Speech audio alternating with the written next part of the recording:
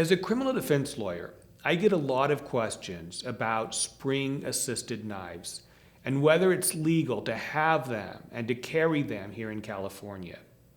It's a folding knife which uses an internal mechanism to finish the opening of the blade once the user has partially opened it using a flipper or a thumb stud attached to the blade.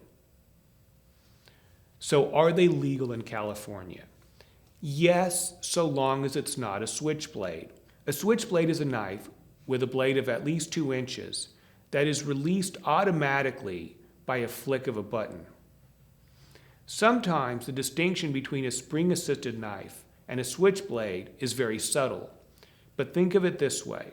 When you are holding the closed knife, the more you have to use your opposite hand and apply pressure with your finger and thumb to pull the blade open, the more likely it is to be found to be a spring-assisted knife, which is legal.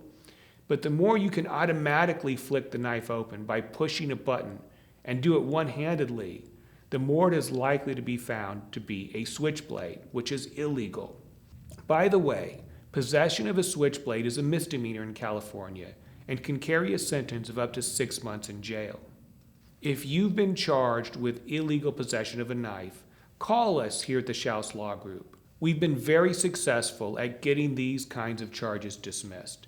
The knife that you had may not have technically been illegal, regardless of what the cops said. It may not even have been yours, and the cops may have violated your rights against illegal search and seizures when they discovered it.